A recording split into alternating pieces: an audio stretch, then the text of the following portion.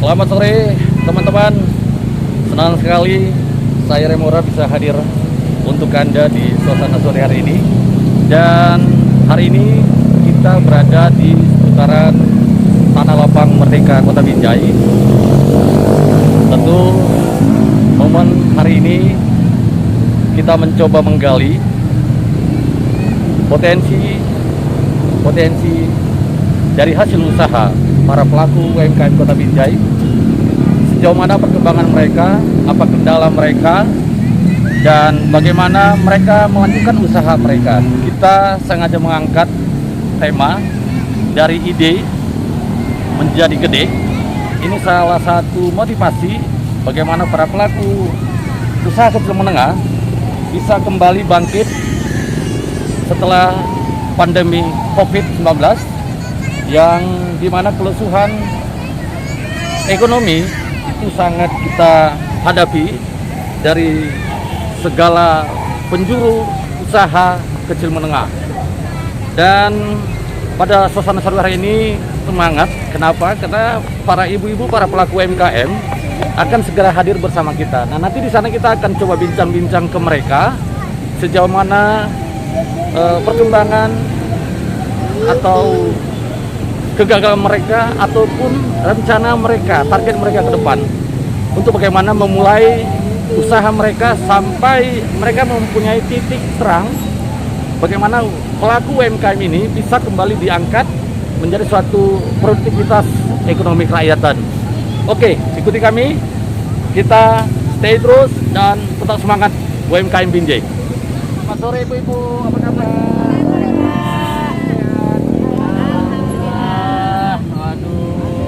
Sehat ya Bu? Sehat Nak? Ya.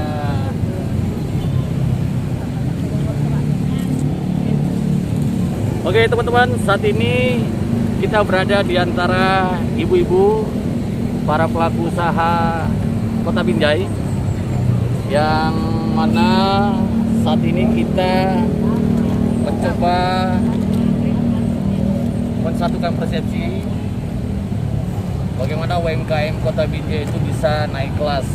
Nah, nanti di pertemuan ini tentu kita banyak tahu awal muasal mereka melakukan usaha ini, kemudian apa kendala, kemudian apa yang harus dibenahi dan apa harapan mereka. Nah, tentu bincang-bincang ini nantinya menjadi satu motivasi buat kita bagaimana kita bangkit dan membuat yang terbaik untuk menggapai satu usaha yang memang bisa menguntungkan dari kitanya gitu. Jadi awalnya tadi ide sehingga ini menjadi suatu hasil yang memuaskan. Oke, pastinya ibu-ibu sini tetap semangat, ibu-ibu ya, semangat semua ya, tetap semangat. Ya kita langsung saja pada pertemuan ini kita berkenalan dulu dengan para ibu-ibu ini, para pelaku usaha Kota Binjai yang tetap semangat memberikan kontribusi untuk meningkatkan perekonomian nasional tentunya dan khususnya Kota Binjai. Oke ibu-ibu, selamat sore semua ya. Sore Pak. Ya, kita mulai dulu dari sisi kanan saya. Ibu, silakan ibu namanya siapa, usahanya apa Bu? Perkenalkan, nama saya Ade Fitri. Saya owner ke Karya Bunda, yaitu tenun Uis Karo dan produk turunannya yang beralamat di Kelurahan Mencirim, Kecamatan Binjai Timur, Kota Binjai. Oke, baik, terima kasih buat Ibu Fitri. Ya, tenun pulos. Tenun Uis Karo. Uis Karo. Dan di sebelahnya? Ya, Assalamualaikum, nama saya Zulfah Wahyuni Siregar. Saya owner Indi and Jasmine Shop.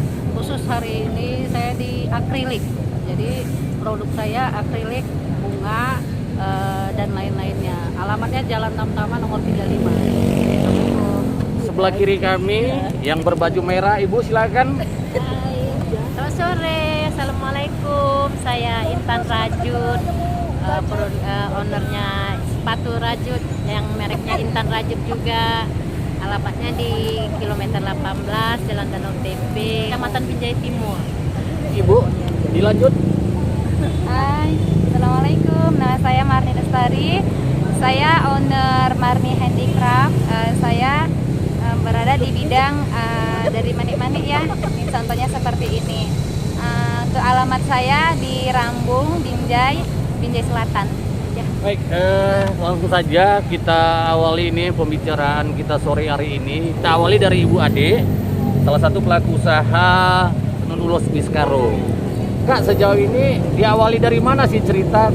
Kenapa bisa timbul ide Wiskaro ini menjadi satu kreativitas yang bisa timbul gitu? Ceritanya gimana tadinya? Pertama awal mulanya dari lingkungan setempat, Pak. Lingkungan setempat. Nah, lingkungan kami itu mayoritas apa ya, Pak, etnis Batak nih. Cuman kebanyakan mereka bertenun Wiskaro gitu. Iya. Apa memang ini belajar atau otodidak?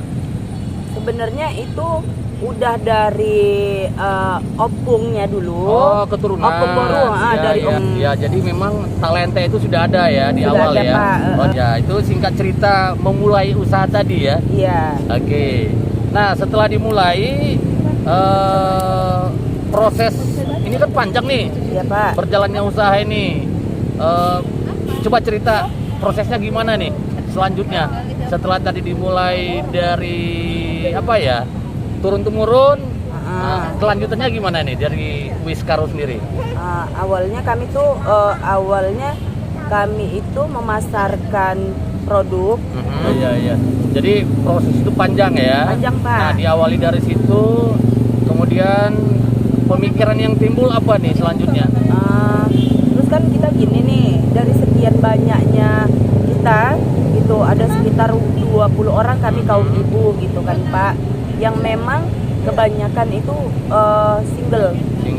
single parent gitu. Ya, Jadi ya. artinya yang menghidupin anak ada yang 3, ada yang 4, ada yang 2, bahkan janda-janda yang sudah tua, Pak. Itu juga untuk menghidupi cucunya gitu. Jadi kami sekelompok mama-mama tadi berinisiatif gini, kayak mana kalau kita bikin kelompok gitu. Jadi dari kita buat kita gitu. Oh, tadi itu diprakarsai itu tadi awalnya ya.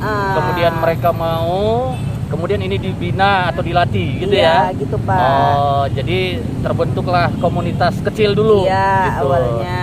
Nah, setelah ini dilatih, kemudian mereka mampu nih ngerjakannya. Iya, betul, Pak. Nah, sejauh ini kendala apa yang dihadapi? Kendala pasti ada kendala loh, nggak mungkin lurus-lurus saja atau Iya, mulus-mulus betul. saja.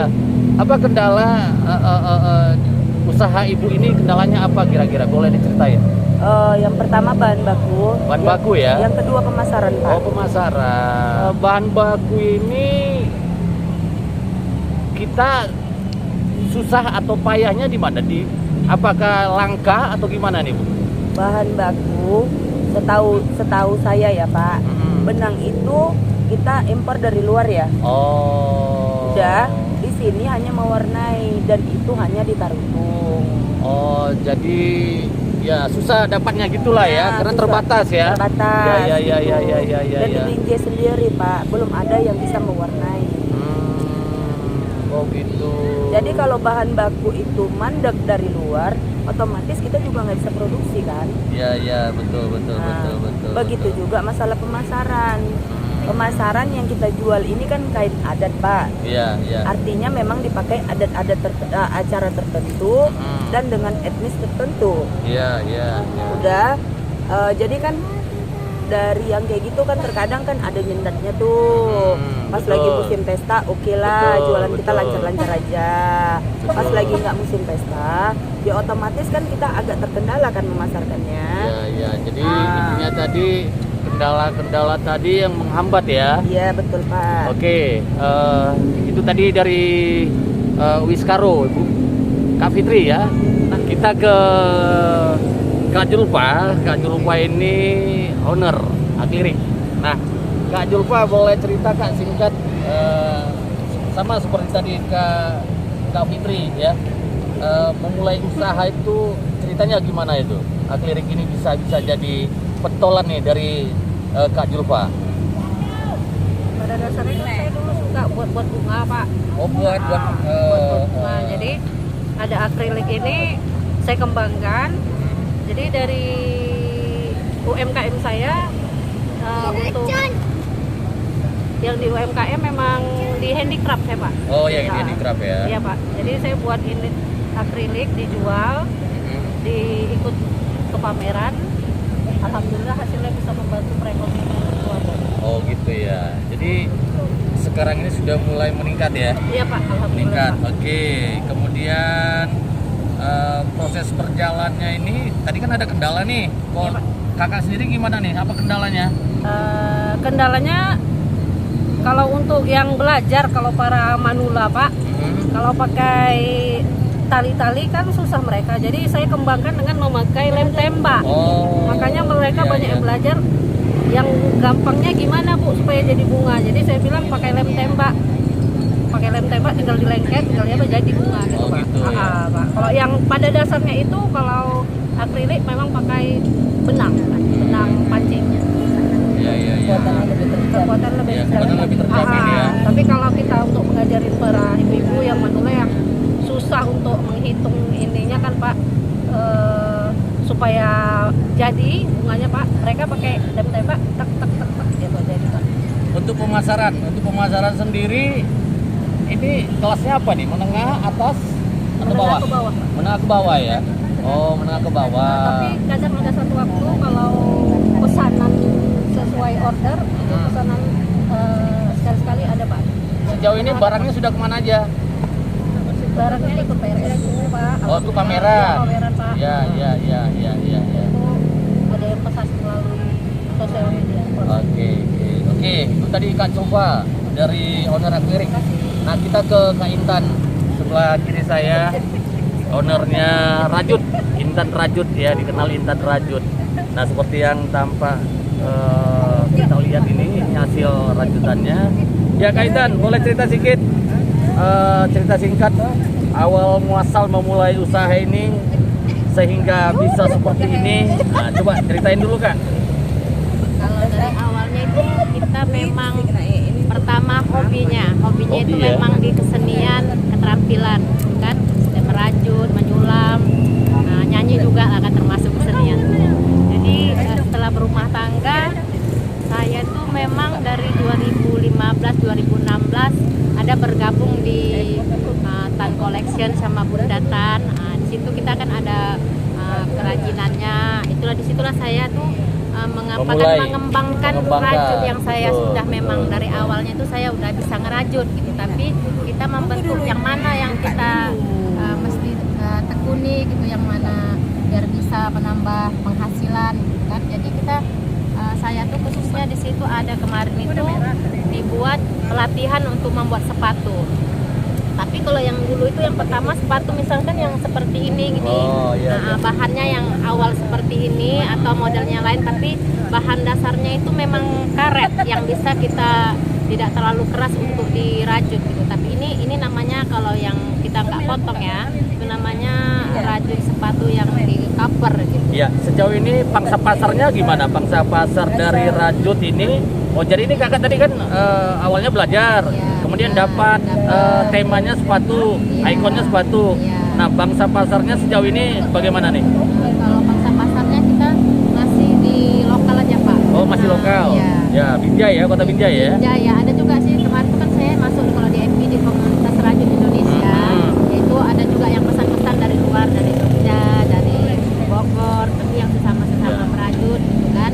Nah, itu ada juga yang pesan. Cuman kalau untuk yang keseharian saya melalui media sosial ya Pak. Nah, terus Dari WA. kendala yang dihadapi selama kakak menekuni usaha ini apa kendalanya? Yang pertama-tama kendalanya itu kita susah mendapatkan bahan dasar. Oh, bahan bakunya ya, Karena bahan kan baku. awalnya Ya, tuh ya. sepatu seperti ini, terus kita potong sendiri jadi membentuk seperti inilah, kita ambil ininya ya, tapaknya, lalu inilah kita sol Iya, awal-awalnya iya, itu seperti ini, jadi sampailah sepatu itu membentuk seperti ini gitu. Atau dengan motif-motif misalkan seperti ini gitu. Ada juga yang model dewasanya, ini yang untuk anak-anak. Seperti itulah prosesnya gitu. Untuk pemasarannya gimana? Pemasaran sepatu ini? Pemasarannya Ada kendala nggak? Ada juga sih Pak, karena Ada ya? kan kita kalaupun kita mau ke media sosial gitu, misalkan masuk ke Shopee atau apa, yang membuat sepatu ini belum banyak yang bisa seperti ini gitu. Oh, Kendala di begitu. situ. Iya, Yang kedua iya, di iya. permodalan, kalau kita kan misalkan cari orang kita didik lah sampai dia memang benar-benar mau dan bisa, itu kan kita harus butuh waktu yang banyak. Itu Dan kendala ya, salah ya, satu kendala yang dihadapi ya. Oke, tetap semangat Kak Intan. Nah, kita ke Kak Marni ya. Marni Handicraft. Iya, Pak. Kak Marni Handicraft, ini apa aja sih usaha kakak yang kakak tekuni? Boleh cerita sama kita? Boleh Pak, jadi saya itu mulai dari ini ya Pak ya, kayak gantungan kunci. Oh, ini asal muasalnya gitu. Ya, gantungan kunci banyak Pak, jenisnya itu banyak gitu kan. Terus dari bando, itu semua dari manik-manik kan Pak, dari bando. Terus ada juga ini kan, ini semuanya dirakit satu-satu dia Pak. Oh, satu-satu. Satu-satu dijalin ya. Rumit nggak? Rumit? Kerjanya rumit nggak nih? Oh, rumit ya? Sekali, Pak, ya. Jadi makan konsentrasi, pikiran gitu ya? Pikiran semua Pak, ini Dan mood ya? Iya, ini iya. buat ini bisa sampai 1 mingguan Pak. Oh, gitu. Tapi kalau Ya. memang fokus mungkin 4 hari siap. Nah, kendala yang paling ini apa namanya? Kendala yang menghambat kreativitas kakak ini apa nih? Kalau untuk saat ini sih Pak, kadang cari bahannya itu jauh ya Pak. Bahan ya. Ini Ya, order dari bahan. kadang dari Jakarta gitu kan, lama Oke. sampainya ya kan Pak. Itu Oke, aja sih oke. kendalanya ya kan. Iya, iya. Oke. Nah, satu lagi Kak nih pertanyaan buat Kak Marni. Harapannya setelah usaha ini digeluti, apa harapannya dari kakak sendiri nih? Usaha kakak. Semoga nanti ibu-ibu yang di Binjai atau di mana bisa juga membuat gini Pak, karena saya ada juga pelatihan di rumah itu gratis Pak, belajar gratis, bahannya beli bahan aja gitu. Oke. Jadi harapannya semua itu bisa sih buat seperti ini, karena ini lumayan sih Pak gitu kan istilahnya, karena tergantung musimnya apa. Kalau sekarang ini lagi musim kalung seperti ini lah ya kan, hijab kami bilang kalung hijab. Dia tergantung modelnya gitu, jadi kita itu sesuaikan apa sih musimnya gitu. Oke, thank you. Mudah-mudahan semua bisa merangkai sendiri, jadi mungkin dibeli nggak terlalu mahal gitu ya kan Pak. Nah, kalau dari Kak Intan sendiri harapan ke depan itu apa Kak? harapannya itu kalau bisa lebih banyak lagi yang pandai merajut. Yang pandai merajut ya. Yang pandai merajut dan bisa Jadi mau diteruskan ini ya, bawah ya. bisa Ya. membuat lagi model-model yang berinovasi yang lebih menarik gitu, jadi lebih mantap rajutannya. Baik teman-teman, kita ke Ibu Sarifah. Ibu Sarifah ini salah satu owner Sarifah Craft Binjai. Oke Bu, kalau bisa cerita sedikit sama kita Bu, buat kita ini cerita singkat bagaimana Ibu memulai awal usaha Ibu ini. Assalamualaikum warahmatullahi wabarakatuh. Perkenalkan, nama saya Ibu Sarifah ini. Saya sebenarnya basic saya seorang guru. Ketika itu kami kan mengajarnya sambil daring. Jadi waktu itu kami nggak sebaiknya kita buat apa gitu. Jadi saya bilang saya pandai membuat talikur. Gimana kalau kita buat? Oh boleh, ajarin kami Bu. Gitu. Jadi itu mulanya terus banyak yang pesan ya terus sampai sekarang gitu Pak. Berjalan. Iya, Oh betul. gitu. Ya Bu, proses usaha ini kan sudah berjalan berapa lama? Mulai dari Sampai saat ini udah berapa lama nih? Sekitar 3 tahun. 3 tahun. Tentu di proses berjalan ini tentu ada kendala ya Bu ya. Boleh cerita sedikit sama kita apa kendala yang dihadapi? Kendalanya saat itu mungkin ya pastinya modal ya Pak ya. Modal ya, iya betul modal. Modal. Karena kan kita gini, biasanya kita buat tuh kan buat dulu, pesan dulu mereka baru saya buat, kan mereka belum bayar. Tapi kalau misalkan banyak modal kan saya bisa banyak macam-macam, mereka bisa milih. Iya, gitu.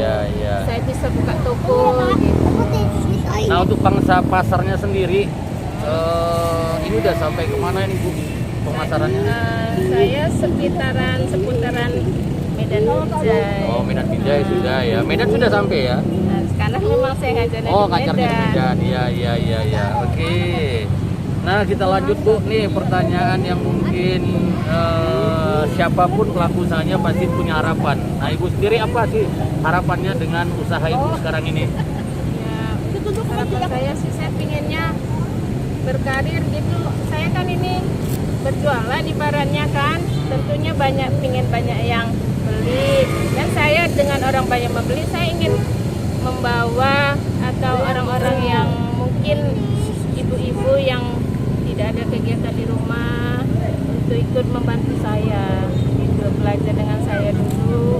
Kemudian mereka kan nanti bisa menciptakan lapangan kerja buat mereka. Iya. Baik, terima kasih Ibu Sarifah sudah bersama-sama dengan kita di sini. Iya, sama-sama Bapak. Disempatkan waktunya ya Senang dengan saya, segala Pak. kesibukannya ya. Iya, Oke, Pak. terima kasih. Itu tadi dari Ibu Sarifah, salah satu owner Sarifah Craft Binjai. Ya, seperti ini. Nah, ini hasil usahanya. Nah, ini hasil kerajinannya luar biasa. Nah, kalau dari Kak Fitri sendiri harapannya apa?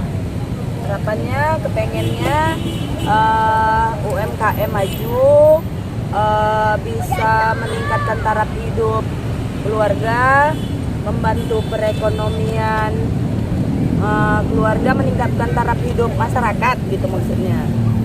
Oke, Kak Julfa lanjut. Harapannya Kak terakhir. UMKM dengan ibu-ibu bisa membantu perekonomian, bisa maju, bisa bersosialisasi, bisa membantu perekonomian keluarga yang utama. Oke, yang pasti untuk UMKM dimanapun kita berada saat ini, kita jangan pernah menyerah untuk menebarkan berkah tentunya. UMKM tetap semangat, dan kebersamaan ini tentunya kita jalin bagaimana UMKM bisa bangkit, bisa naik kelas, tentunya dengan segala inovasi yang kreativitas ini akan berkembang terus. Dan tentu harapan kita dengan kehadiran kita di sini dapat memotivasi teman-teman dimanapun berada. Kita harus punya mimpi untuk bisa mengembangkan apapun itu butuh usaha kita, dan tetap semangat. Saya Remura, terima kasih atas atensi Anda sudah bersama kami para pelaku UMKM Binjai untuk memotivasi teman-teman yang ada di luar sana. Terima kasih, selamat sore, sampai jumpa.